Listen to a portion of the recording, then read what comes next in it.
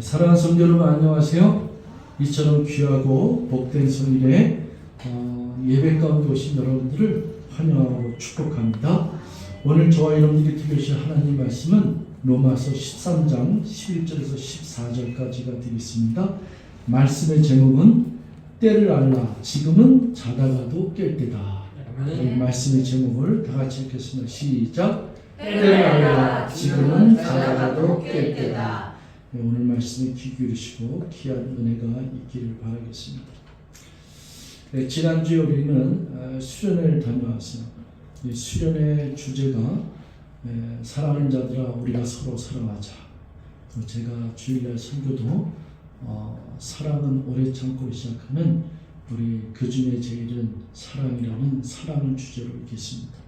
근데 오늘 로마서 13장 제가 8절부터 10절도 넣으려고 했는데 너무 사랑에 대한 설교를 연습을 하기 때문에 제가 본문을 그 앞에 번을 뺐는데 사실은 연이어져 드는 거예요. 8절에 보면은 피차 사랑의 빛 외에는 아무에게든지 아무 빛도 치지 말라. 남을 사랑하는 자는 율법을 다 이루었느니라. 이 구절 하나 더 여러분하고 좀 나누고 오늘 본문으로 들어가겠습니다. 우리가 다 사랑의 빚진 자예요. 네, 여러분 사랑과 은혜의 빚진 자인 줄 믿습니다. 그래서 근데 사랑과 은혜가 클수록 빚진 자 신령이 큰 거예요. 그래서 우리 크리스찬들은 우리 주 예수 그리스도의 십자가의 보혈의 은혜로 말미암아 날 위해서 십자가에서 죽으신 예수 그리스도께서 날 사랑하신 하나님의 사랑의 그 은혜가 클수록 이 빚진 자의 심정이 큰 거예요. 그래서 나는 너무나도 엄청난 사랑을 받았기 때문에 어마어마한 사랑을 받았기 때문에 이 사랑을 어떻게 갚을고 그래서 이 사랑을 전하지 않고서는 견딜 수 없고 간증하지 않고는 견딜 수 없고 다른 사람을 위해서 나도 이와 같이 사랑을 실천해야지. 그래서 우리가 피차 사랑의 빛 외에는 어느 누구에게도 빚을 짓지 말자. 어떠한 그 빚도 짓지 말자. 남을 사랑하는 자는 율법을 다 이루었느니라. 율법은 간음하지 말라, 살인하지 말라, 도둑질하지 말라, 탐내지 말라 한 것과 그 외에 또 다른 계명이 있더라 해도 10가지 계명 말고도 또 다른 계명이 더 있다 할지라도 내 이웃을 내 자신같이 사랑하신 그 말씀 가운데 다 들었느니라. 사랑은 이웃에게 악을 행하지 아니하나니 그러므로 사랑은 율법의 완성이라. 아멘. 여러분들이 이 세상에서 많은 사람들을 만나지만은 지금 이 부분을 기억하면서 사랑을 실천하면은 여러분 주위에는 어마어마한 사람들이 여러분들하고 만나자고 그러고 친구가 될 줄 믿습니다. 만약에 내 주위에 친구가 없다. 그거는 생각을 해봐야 돼. 친구가 없는 사람은 외로운 사람. 왜 외롭고 있어? 한번 스스로가 생각을 해봐야 돼. 사랑은 이웃에게 악을 행하지 않는 그러므로 사랑은 율법의 완성이다. 어떤 율법이라도 내가 진정 이 사랑을 한다면 내 이웃을 자기처럼 내 몸처럼 생각하고 사랑만 할 수 있다 그러면은 율법을 다 이루었다고 얘기하는 거야. 조금만 생각하면 돼요. 내 생각이 다른 사람의 생각은 어떤가 한번 생각하고 나의 사랑의 표현이 저 사람에게 어떻게 증거될까 이렇게 생각하고 그래서 사랑이라고 하는 것은 다른 사람을 생각하는 거예요. 왜?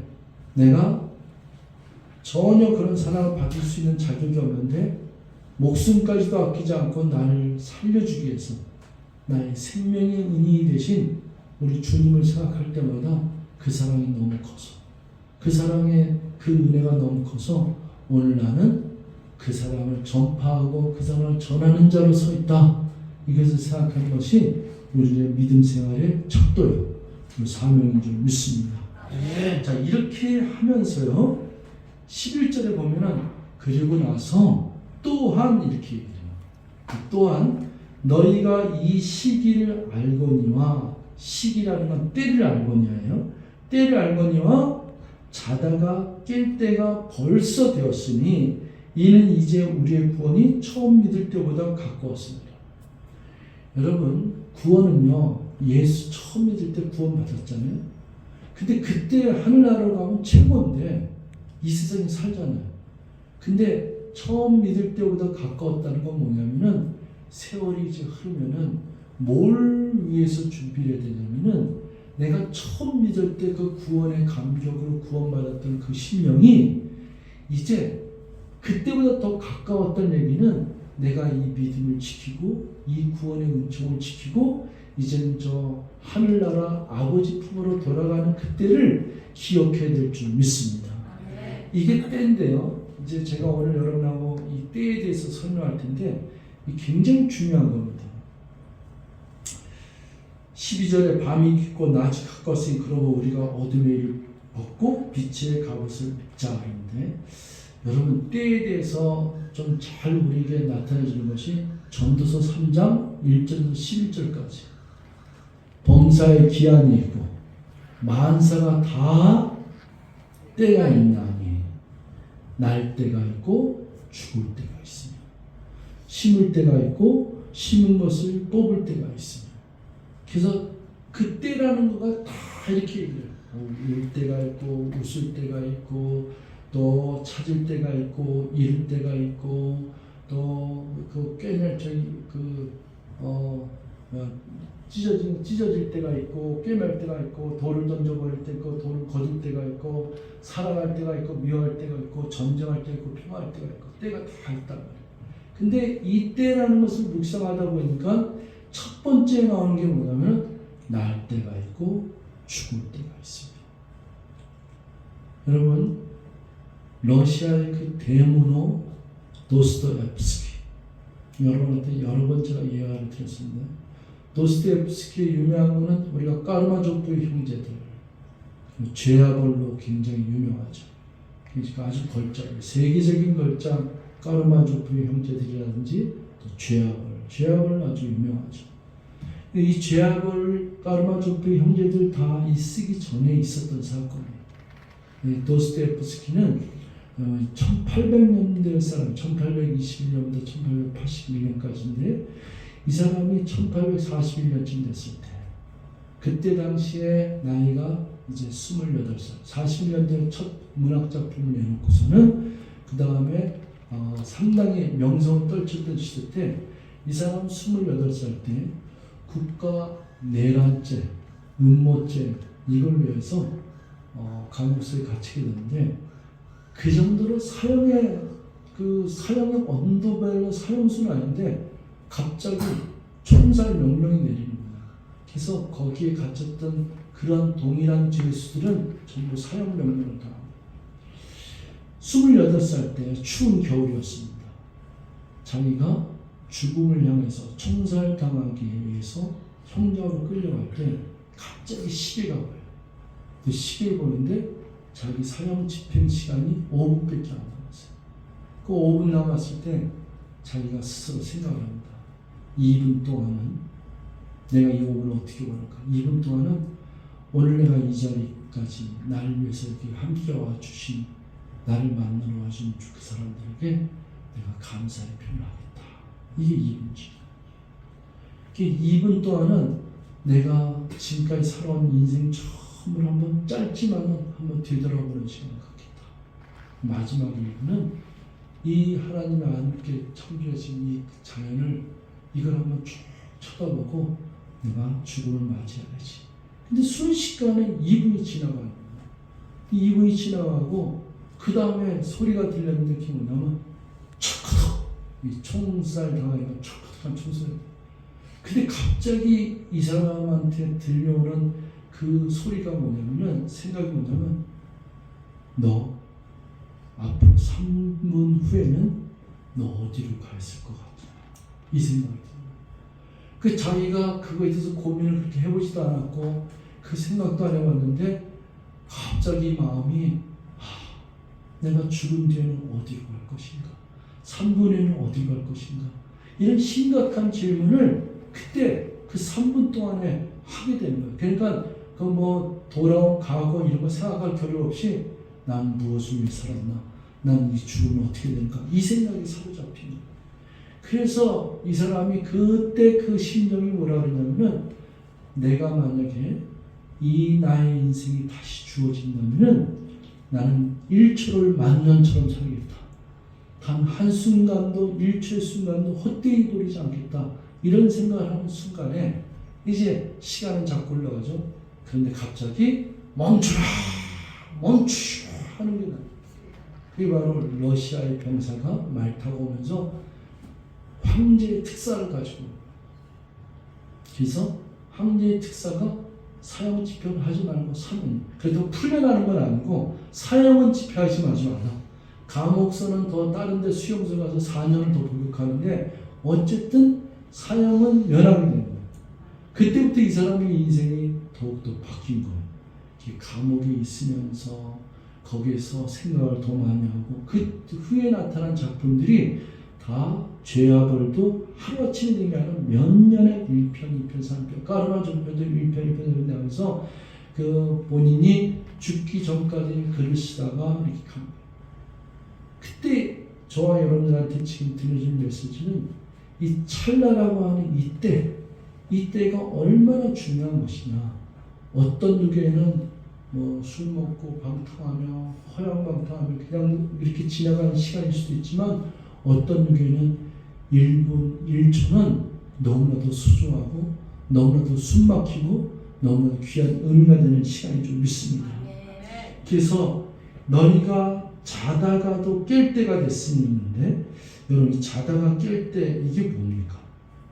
밤이 깊고 낮이 가까웠어요. 밤이 깊고 낮이 가까웠으면 우린 시간을 보통 과거, 현재, 미래라고 얘기해요. 과거가 있고 그리고 오늘 현재가 있고 미래가 있대.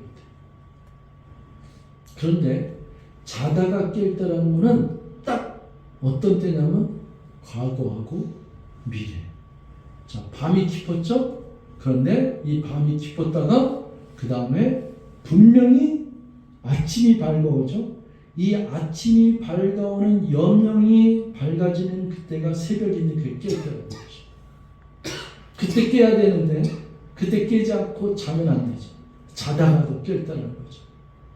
우리가 미래를 생각할 때 미래는 보통 우리가 이렇게 생각해요. 과거가 이렇게 흘러왔으니까 지금 현재를 지점으로 했을 때 미래는 이렇게 진행될 것이다. 이렇게 펼쳐질 것이다. 이게 미래학이에요. 그러나 성경은 그렇게 얘기하지 않아요. 성경에서 미래는 그게 아니라 성경은 잘 들으세요. 성경은 이미 미래가 약속되어진 거예요. 여러분 아침이 우리에게 밝은 아침이 오는 것이 어떻게 돼 있어요? 정경수 장로님 어젯밤에 늦게 주무셨나? 오늘 왜 이렇게 하세요? 이렇게 밝은 아침이 이렇게 오는 것이 약속되어 있잖아요. 우리 크리스찬에게 있어의 미래는 뭐냐면 하나님의 약속이 정해져 있는 거예요. 그 정해져 있는 것을 믿는 게 미래예요. 나는 정해져 있는 것을 믿기 때문에 그 미래를 준비하는 오늘이 있다가 이것이 메시지예요. 오늘 여러분들의 중요한 메시지 하나는 세상 사람들이 생각하는 과거는 이랬어 또 코로나가 왔었어 그러니까 또 코로나보다 더 큰 재앙이 올지도 몰라. 이게 미래학이야. 다가오는 것을 그렇게 과거와 현재를 보고 미래를 보는 거예요. 그런데 성경에서 얘기하는 미래는 하나님의 약속이 이미 정해진 줄 믿습니다. 보라 처녀가 아들을 낳으리니 보라 임마누엘을 하라. 이게 정해진 거예요. 그것을 믿는 자들은 어떻게 해요? 누가복음의 시므온 분명히 주의 메시아가 도래한다는 걸 믿고서는 끝까지 80, 90 그 나이까지 기다렸어요. 그 메시아를 예수 그리스도를 아기 예수를 보고 난 다음에 이제야 내가 주의 영광을 보는도다. 주님께서 나를 이제 나를 놓아주시는 겁니다. 이제 죽으면 죽어도 여한이 없다고 얘기하는 거예요. 저와 여러분들이 미래를 생각할 때 반드시 하나님 나라가 도래할 줄 믿습니다. 아멘. 주님이 약속하신 그날이 올 줄 믿습니다. 아멘. 제가 종말은 늘 얘기하지만은 이 세상이 끝나는 게 아니라 하나님과 만나는 날이 종말이에요. 아멘. 하나님과 만나는 나는 주님이 오셔서 만나는 것을 우리가 그걸 재림이라고 하고, 주님이 오시기 전에 내가 죽는 것도 종말인 줄 믿습니다. 그것도 주님 만나러 가는 그날을 믿고 내가 오늘 준비하는 것이 그게 믿음이에요. 마태복음 25장에 보면은 열처녀의 비유가 있어요. 열처녀의 비유가 뭡니까? 다섯 처녀 있잖아요. 다섯 처녀는 신랑 대신 예수, 신랑이 오실 그것을 기다리기 위해서 기름을 준비해서 갔어요. 그럼 다섯 처녀는 뭐냐? 다섯 처녀는 똑같아. 신랑 대신 예수, 신랑이 오실 것을 예비해서 등불 두고 나갔단 말이에요. 근데 차이는 뭐냐? 기름이 준비됐냐 안 됐느냐. 여기서 잘 들으세요. 다섯 처녀의 이 비유를 잘 아세요. 이들이 공통점이 하나 있어요. 열 처녀 중에 기름을 준비한 다섯 처녀하고 또 기름을 준비하지 않은 다섯 처녀가 다 신랑을 맞으러 나갔단 말이에요. 공통점이 있어요. 무슨 공통점이에요? 신랑 기다리는 거. 기다리는 거 다 공통점이에요. 공통점이 뭐냐면 신랑이 올 때를 알지 못한다. 여러분, 이거 굉장히 중요한 교훈이에요. 우리 신앙생활하는 사람들이요, 제가 여러 번 얘기했지만 다 예수 믿고 저 천국 가고 구원받아서 다 우리는 하늘나라에 입성하고 이게 다 우리가 그렇게 돼 있어요. 근데 기름을 준비한 거고 준비하는 거 하지 않은 거의 차이는 뭐냐면은 때를 알지 못하는 거예요. 무슨 차이? 때를 알지 못했기 때문에 그들은 문이 닫혔고 바깥에서 이를 갈면서 통곡한다 그랬어요. 억울해서 통곡한다 그랬어요. 문 좀 열어줘. 나도 그 들고 기다리고 여태까지 기다렸단 말이야. 그랬단 말이야. 근데 주님은 뭐래? 내가 너희를 도무지 알지 못한다 했어요. 기름을 준비한 거하고 준비하지 않은 거의 차이는 뭐냐면, 기름을 준비한 사람은 깨어있기 때문에 어떤 거냐면은 주님 언제 오실지 찬송가 있잖아. 주 언제 강림하실지 봄밤에 홍낮에. 언제 올지 알 수 없지만은 그러나 자세는 어때요? 언제 와도 괜찮아. 언제라도 와도 괜찮아. 이게 다섯 처녀. 근데 다섯 처녀에 준비하자는 처녀는 뭐야? 언젠가는 오시겠지. 그러나 지금은 아니야. 지금 좀 나 좀 할 거 좀 하게끔 내비둬도 좀 차차차차 준비해. 언젠가는 오시겠지. 근데 그 오실 때 그때쯤 내가 준비하지. 뭐 지금부터 설치고 그래. 이게 다섯 처녀. 여러분, 신앙생활하는 현주소가 오늘날 대한민국 전 세계 모든 교회에서 신앙생활하는 현주소는 이겁니다. 주 언제 가실지 혹밤에 홍낮에 나는 알 수 없어요. 그러나 언제라도 오셔도 됩니다. 나는 깨어있습니다. 근데 대부분의 사람들은 언젠가 오겠지. 성경이 약속했으니까 오겠지. 주님이 다시 오실 거 재림한다는 거 성경이 약속되어 있는데, 주님이 구름 타고 오신다 그랬는데 그 말 믿습니까? 믿죠. 언젠가는 오시겠죠. 근데 지금은 오시지 않았으면 좋겠어. 주님 좀만 나중에 왔으면 좋겠어. 나 좀 할 게 많어. 나 내가 좀 너무 갈 것도 많고 할 것도 많고 처리할 것도 많으니까 좀 더디 왔으면 좋겠어. 이게 모든 사람들이, 대부분의 사람들이 신앙이죠. 이 마음속에 있는 거죠. 그렇게 가면 안 되고 어떻게 해요? 언제라도 와도 괜찮습니다. 나는 준비되어 있습니다. 이 신앙으로 가시길 바라겠습니다. 여러분, 라이언 일병 이야기를 이것도 제가 한 두 번 했었던 것 같은데, 영화에 라이언 일병 구하기 영화 있잖아요.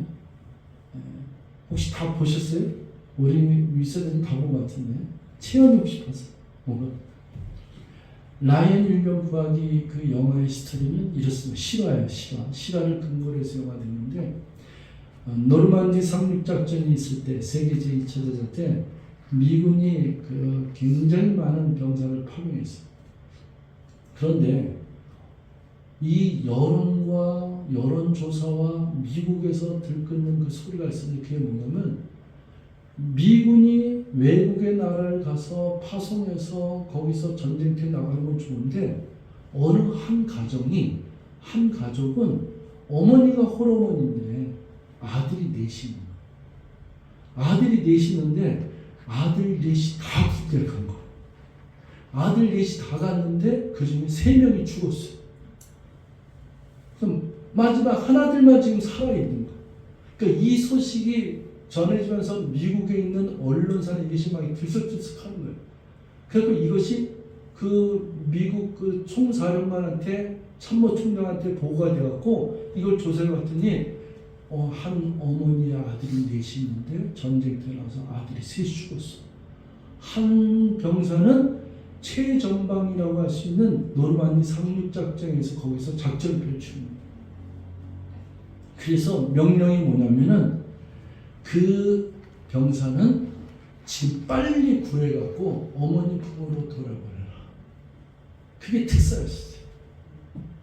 그래갖고 이 라이언이라고 하는 일병을 구하기 위해서 이 한 소대급이 파견되는데 거기서 8명이 죽습니다.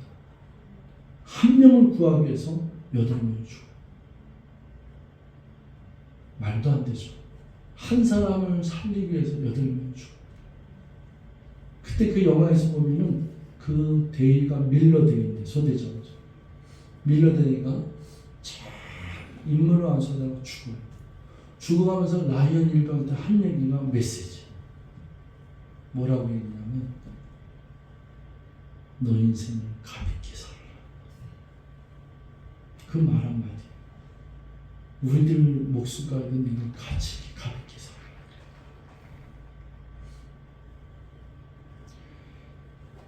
내가 받은 은혜가 내가 받은 사랑이 클수록 빚진다는 거죠. 이 라이언이라는 일병은 평생을 빚진 자로 살아. 날 위해서 8명이 희생됐으니 그 사람들을 위해서 내가 어떻게 살아야 될까? 한순간도 그 순간을 놓치지 않고 살아. 저는 기독교의 크리스찬들이 또 믿는 사람들이 생각만 이 마음만 정말로 이 성경이 가르쳐주는 정말 성경은 놀라워요. 정말 진리예요. 이 말씀에 근거해서 신앙생활을 제대로 한다 그러면은 인생이 얼마나 주옥 같고 얼마나 아름답고 축복의 신앙생활을 할까? 얼마나 아름다운 주옥 같은 인생을 살아갈까? 이걸 아는데 생각이 다 어디에 뺏기냐면 땅에 묻혀서 가요. 세상적인 트렌드에 빠져가. 그냥 흘러가. 역사도 짧아. 제가 어차피 유튜브에서 잠깐 생각나는 건데 저 강원도에 보면은 설악파크라고 있어요. 거기서 하룻밤 잔 적이 있는데 얼마나 이 설악파크가 호텔이 멋있고 거기 리조트가 있고 거기 가려면 20년 전 예약해야 되거든. 그 땅이 그때 당시 한 평에 2천만 원이었어. 근데 어제 유튜브 보니까 불과 20년 만에 설악파크 문 닫았어. 리조트 문 닫았어. 땅값이 20분의 1, 한 평에 100만 원. 그래도 안 산대. 나 그렇게 어마어마한 그 호텔 그 설악파크가 그렇게 들켰어. 여러분 이 세상은 이게 단 줄 알고 가지만은 그건 순식간에 불과 10년 20년 사이에 다 없어지고 그래. 그래서 베드로전서 1장 25절 인생은 풀과 같고 풀은 다 말라 비틀어지지만 또 인생의 영광은 꽃과 같아서 꽃은 떨어지되 오직 여호와의 말씀은 세세토록 영원하도다. 아멘. 영원한 것을 생각할 수 있는 마음, 영원을 추구하는 마음, 이게 우리에게 있어요. 아까 전도서 3장 거기 잠깐만 보여주세요. 3장 1절부터 11절까지 보면은 때가 있다 하고 또 찾을 때가 있고 잃을 때가 있으면 지킬 때가 있고 버릴 때가 있으면 넘기세요. 여기 찢을 때가 있고 꿰맬 때가 있고 잠잠할 때고 말 때가 쫙 있고 평할 때가 있고 근데 이런 자의 그 속으로만 무슨 일이 있으랴 하나님이 인생들의 노고를 주사 애쓰게 하신 것을 내가 보았노라. 11절 한번 다 같이 보이시면 읽습니다. 시작. 하나님이 모든 것을 지시되 때를 따라 아름답게 하셨고 또 사람들에게는 영혼을 사모하는 마음을 주셨느니라. 그러나 하나님이 하시는 일의 시종을 사람으로 측량할 수 없게 하셨느니라. 여기 11절에 또 사람들에게는 뭘 줬다고요? 영혼을 사모하는 마음을 주셨느니라. 그래서 여러분 믿지 않아도요 뭐 신화가 없어서 다 자기들끼리 어떻게든 이 10년 더 살고 싶어.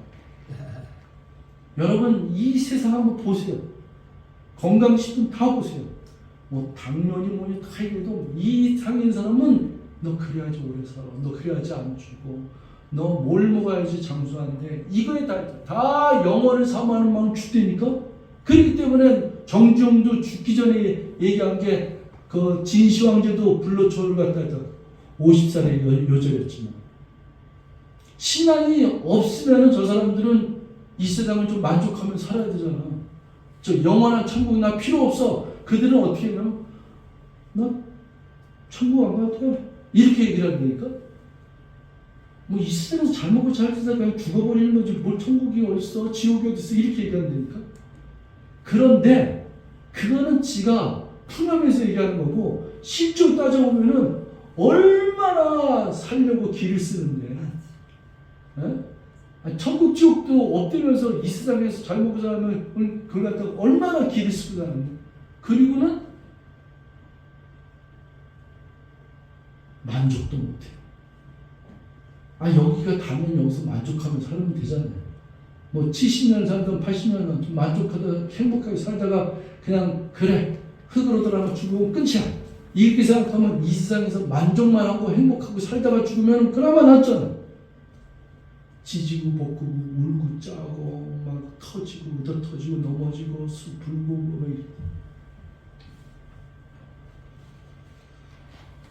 반드시 미래의 약속이 이루어질 것을 믿고 사는 사람이 종말론 시간을 가지고 다섯 처녀처럼 준비된 자로 사는 줄 믿습니다.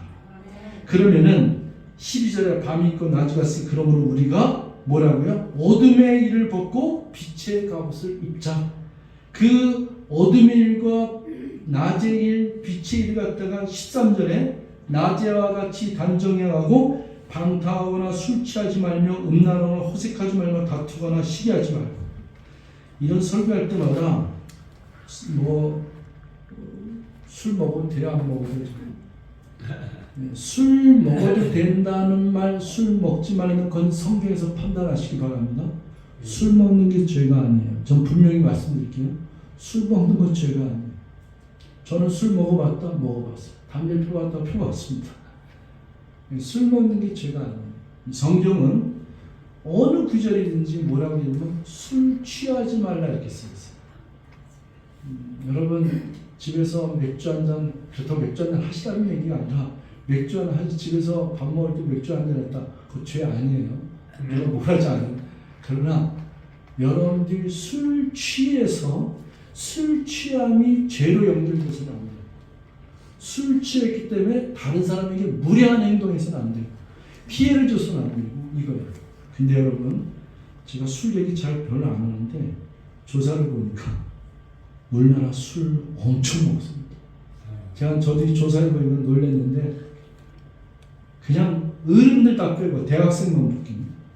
대학생 52%가 술 때문에 학업에 지장을 받았대요. 네, 진짜요. 네. 그 다음날 안 나가. 수강 신청도 다 없어. 47%가 술값 때문에 경제적으로 신용불량된 자가 나옵니다. 그러니까 술을 먹을 땐 좋지. 근데 술값 해결하려고 경제적인 파탄이 있는 게 47%라는 겁니다. 23%가 술 먹고 난 행동 때문에 사고 쳤어요. 남에게 피해를 준 사고가 23%였어요. 6%는 불면증 수전증에 걸렸어요. 알코올 중독자라는 거죠. 제가 어른은 얘기를 빼낸 거예요. 대학생들 얘기. 노인들의 대부분은 잘못된 도피처를 삼고 있어요. 이것이 습관이 된 사람은 이 술을 안 마시고는 잠을 못 자고. 제가 말씀드리면 술이 죄다, 담배 피는 게 죄다, 이런 걸로 자꾸 이제 얘기하는데 그거 아니에요. 그 얘기를 하는 거 아니에요. 우리 저 성찬식 때 저도 포도주 한 잔 마시고 여러분들 마시는데 그거 아니에요. 성경은 술 취하지 말라고 얘기하고 있어요. 오늘 본문도 술 취하지 말며 이렇게 되어 있어요. 그래서 아까 술 취하다 이것도 상황이 연관됩니다. 내가 술을 마시되 다른 사람에 피해를 주지 않으며 무례한 행동을 하지 않냐. 다 생각이 있으면 크리스찬은 이것을 절제하면서 또 잘 헤쳐나갈 줄 믿습니다. 담쟁이와 방탕을 술 취하지 않으며 음란하거나 호색하지 말며. 이 음란하거나 호색. 남자들이 문제가 많죠. 남자들은 여자를 많이 알고 있는 것 같다가 자랑스러운 거예요. 그건 되게 뻔뻔한, 아주 뻔뻔해, 뻔뻔. 뭐 어디 가고 몇 명하고 뭐하고 뭐 음란하고 호색하지 마요. 여러분, 이 사람들은 사랑이 없기 때문에 외로운 사람들. 진짜 제대로 된 사랑을 알면은 사랑은 한 사람으로 족한 줄 믿습니다. 이 음란하고 호색하면서 수많은 여자들을 만약에 했다, 거느렸다, 그 사람이 신나는 사람이 아니라 신나게 자랑하는데 신나는 사람이 아니라 사실은 외로운 사람. 진짜 사랑을 정말로 사랑한다면 사랑에 대해서는 한 사람으로 충분한 줄 믿습니다. 마지막으로요, 다투거나 시기하지 말고, 다투거나 시기하지 말며 계속 성경에서 얘기하잖아요. 다투거나 시기하지 말고. 다투거나 시기하지 말며가 어디서 오냐면은 비교예요, 비교. 여러분, 가난해서 불행한 것이 아니에요. 배고파서 불행한 게 아니에요. 남이 나보다 배불렀기 때문에 불행한 거고, 남이 나보다 잘 살기 때문에 배 아파서 불행한 거예요. 맞습니까? 동의합니까? 여러분, 우리가 피곤해 소리를 많이 하잖아요. 근데 피곤한 게 정말 하루를 갖다 너무 수고하게 또 육체의 피곤을 얘기하는 건 괜찮아요. 근데 오늘날 현대인들은 피곤하다는 소리를 그렇게 많이 하는데 피곤한 게 뭐냐? 남 생각하다가 피곤한 거야. 다른 사람 생각하다가 피곤해갖고 지쳐요. 근데 여러분, 얼마나 많은 생각을 할지 몰라. 누가 한 얘기가 안 듣고, 저 사람이 한 얘기가 배가 아프고, 누가 안 듣고. 나는 우리 교회에서도 크리스찬들이 누가 좀 잘 나가거나 뭐 하려면 그걸 배 아파서 못 견딘다. 이건 나는 진짜 이거 소리 누가 어느 목사님이 했는데 그런 식으로 행동하면 크리스찬 사표 내세요. 그러더라고요. 제가 그 목사님 대신해서 말씀한 거예요. 크리스찬 사표 내야지. 언제까지 이걸 가르쳐줘야 돼? 이 비교라는 게 이게 특히 우리나라 그 치맛바람 나는 그 어린아이 자녀를 둔 사람들의 엄마들이 갖고 있는 이 부분이 굉장히 심각한데 이 비교잖아요. 늘 얘기하잖아요. 1등하고 비교하면 안 된다니까. 1등하고 비교하니까 2등이 자살하는 거죠. 자기 2등 밑에, 내 밑에 지금 80명이 있어. 이렇게 해야지 기분 좋을 텐데 내 위에 한 명 있어. 이것 때문에 못 견뎌하는 게 말이 됩니까? 근데 이게 그냥 하는 얘기였지만 굉장히 이게 심각한 문제. 이것 때문에 다투거나 시기하고 질투하고 이거 버려야 돼요. 자, 이제 마지막 정리를 하겠는데요. 여러분, 오늘 본문 말씀 11절 14절 오직 주 예수 그리스도를 믿고 정욕을 위하여 육신을 도모하지 말라 하는데 11절 14절 때문에 인생이 완전 송두리째 변한 사람이 인물이 있어요.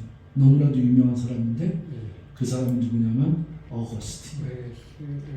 그 어거스틴이 어느 날 이 사람은 얼마나 허랑방탕한 사람인지 몰라요. 14살에 아이를 임신시킨 사람.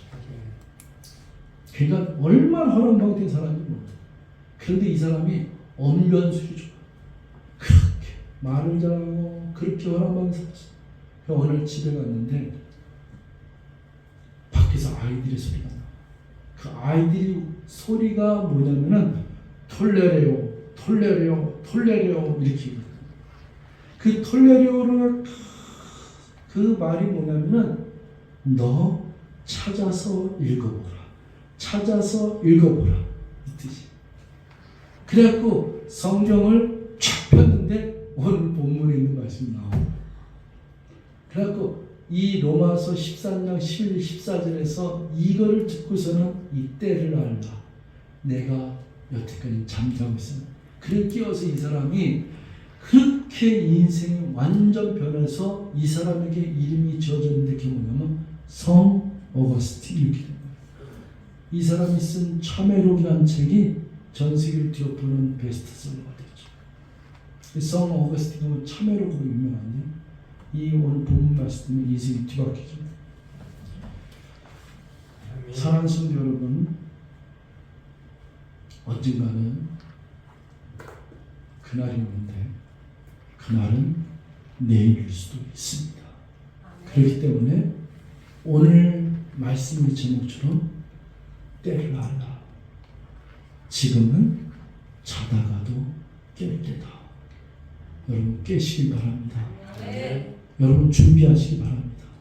그 약속의 말씀을 믿고서는 오늘날은 언제 주님이 오셔도 괜찮습니다. 혹밤에 혹낮에 알 수 없으나 나는 준비하고 있습니다. 깨어 기도하고 깨어 말씀 붙잡고 깨어서 사랑을 실천하며 깨어서 전도하며 깨어서 사랑의 원자탄처럼 살면서 주님 오실 날을 주님과 만나는 날을 내가 준비하면서 깨어있는 삶으로 살아가겠습니다. 이 고백을 하시는 저와 여러분들 되시길 주님으로 축원드리겠습니다.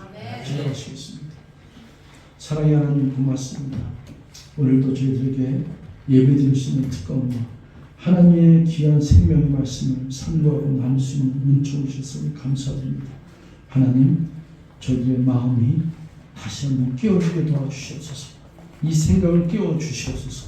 무엇을 위해서 살았는지, 내가 앞으로 죽은 뒤에는 어디로 가야 될지, 어떻게 될지, 이제 내가 받은 바 은혜가 크고 사랑의 빚진 자로서 이제는 내가 무엇을 위해서 살았냐, 어떻게 살아야 될지를 가르쳐 주시옵소서. 이제는 깨어서 준비하게 도와주시옵소서. 한순간순간순간을 어떻게 살아야 될지를 가르쳐 주시옵소서.